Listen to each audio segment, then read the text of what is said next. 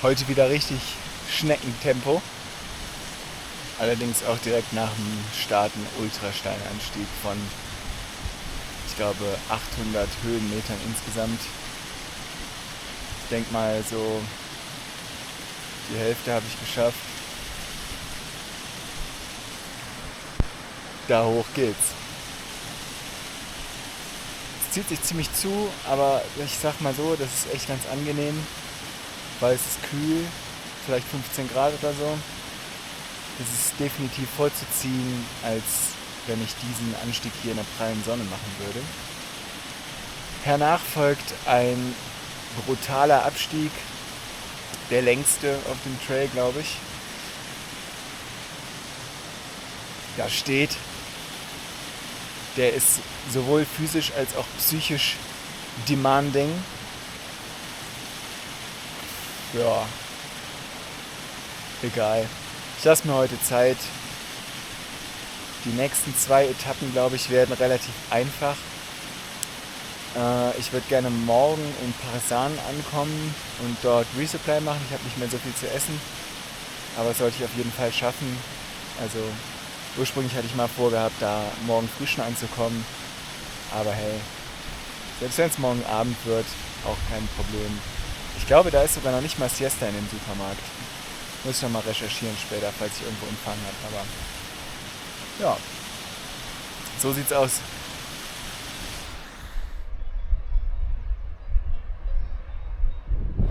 So, ich bin oben auf dem Pass angekommen. 2453 Meter. Der Blick zurück ins Tal, wo ich herkomme. Ganz da unten, wo es so ziemlich grün ist, habe ich gezeltet.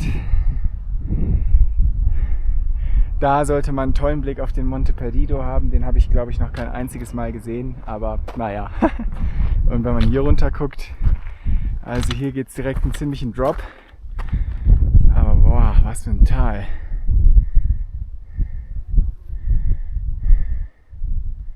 Das ist schon stark.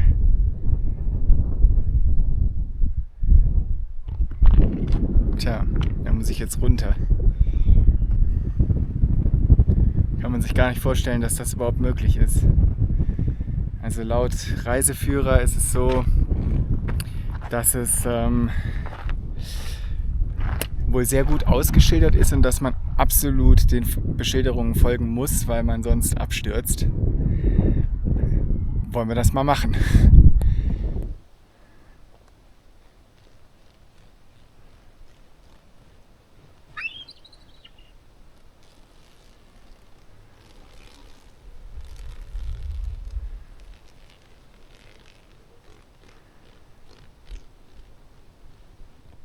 Wow! Ey, krass.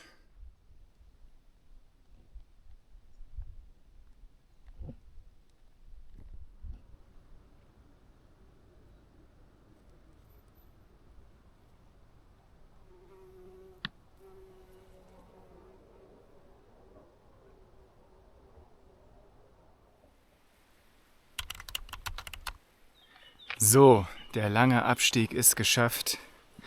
Ich kann das, was im Guidebook steht, definitiv bestätigen. Es ist physisch und psychisch belastend. Also das war wirklich der räudigste Abstieg, glaube ich, den ich je gemacht habe. Mal kurz auf die Uhr gucken.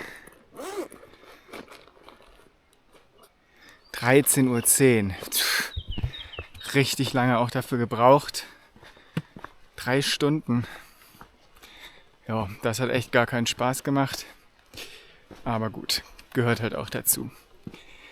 Jetzt werde ich hier mal Richtung Refugio gehen. Der GR11 war da hinten komischerweise in eine andere Richtung ausgeschildert. Ich weiß nicht, ob die den Wegverlauf geändert haben. Aber eigentlich geht er schon hier lang. So, jetzt habe ich mich verlaufen. Naja, ich gucke gleich mal aufs GPS. Und ja, dann muss ich leider, und das ist halt wirklich frustrierend, diese gesamte Strecke gleich wieder hochgehen. Und da denke ich mir immer so, Mann, was für eine Verschwendung von Energie. Aber gut. Mal gucken, wie weit ich heute noch komme.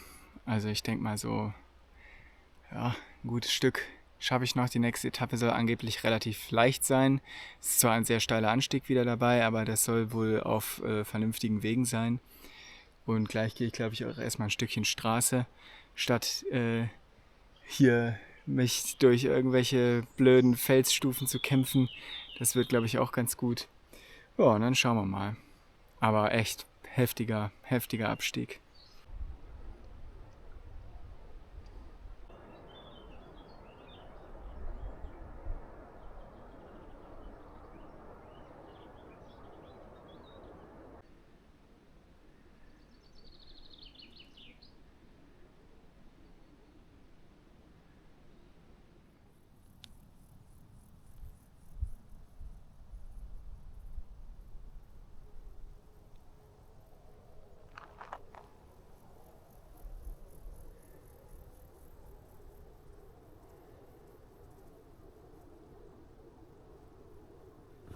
Also diese Blumen, die sind echt so schön.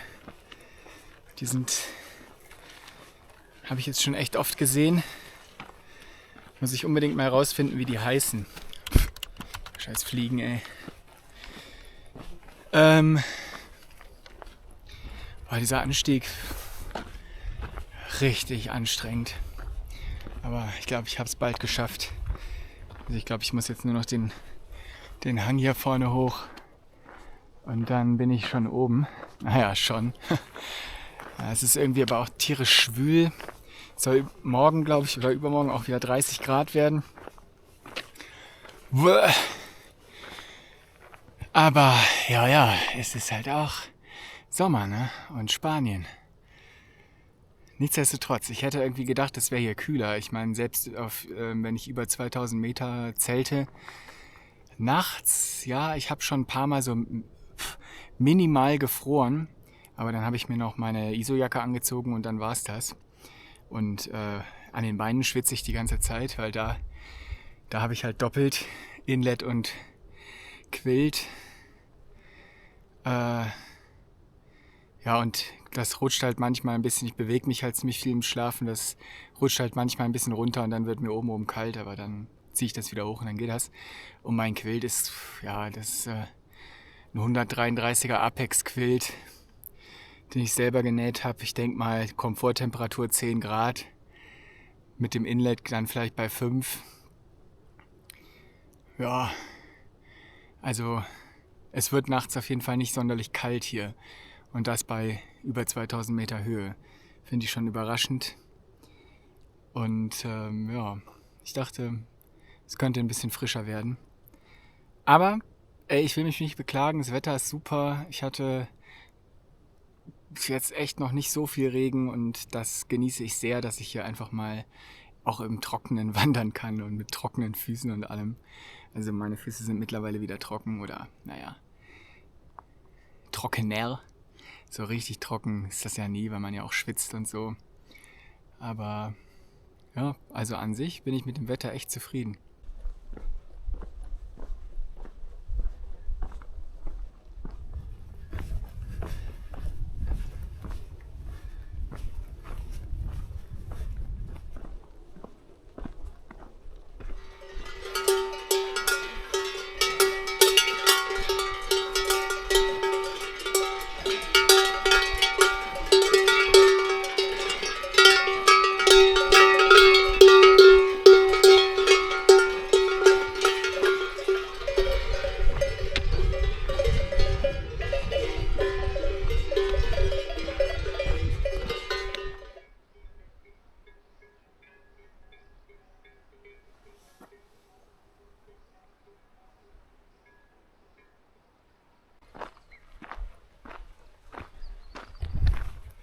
So, jetzt geht's hier bis Parsan diese Straße runter, 10 Kilometer. Ganz entspannte Nummer. Ich werde einfach mal gucken, so auf der Hälfte oder so versuche ich irgendwo zu zelten. Ich glaube hier, da sind wieder ein paar Murmeltiere. Das sind ja noch junge, glaube ich. Junge, hier sind ja richtig viele.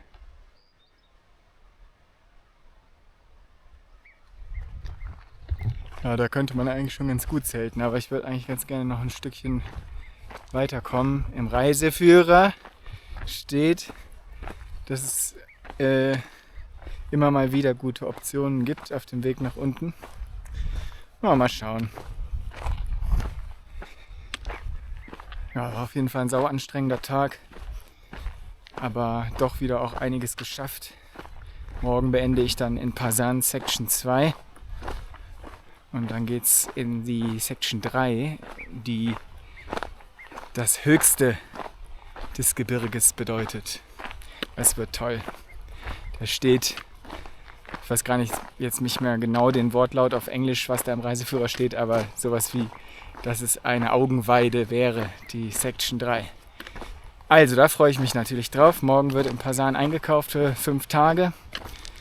Das bringt mich bis Espoo, von da nochmal 4 Tage einkaufen und dann, ja, bin ich glaube ich schon in Andorra. Oh, krass. Das wird nice. So. So, wie immer hat der Reiseführer ziemlich falsch gelegen beim Thema Camping.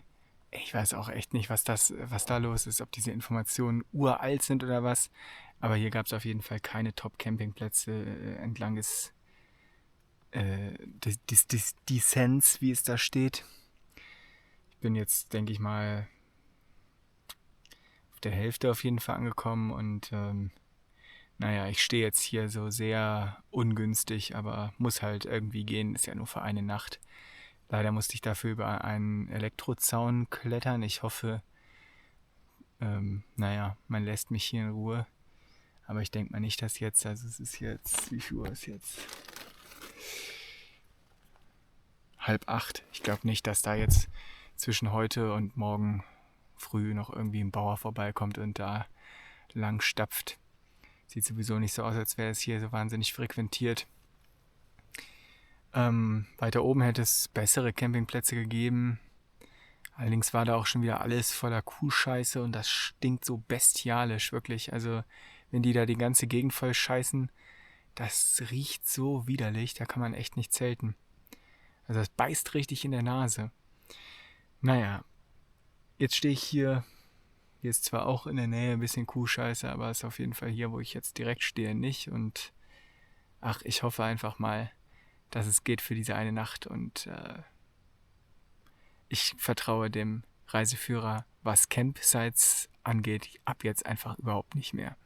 Ansonsten ist der echt gut, also sonst ist der ziemlich up to date, also auch mit allen Wasserstellen und so und ja, das funktioniert eigentlich ganz gut, aber diese Campsite-Suggestions, die sind echt für den Arsch.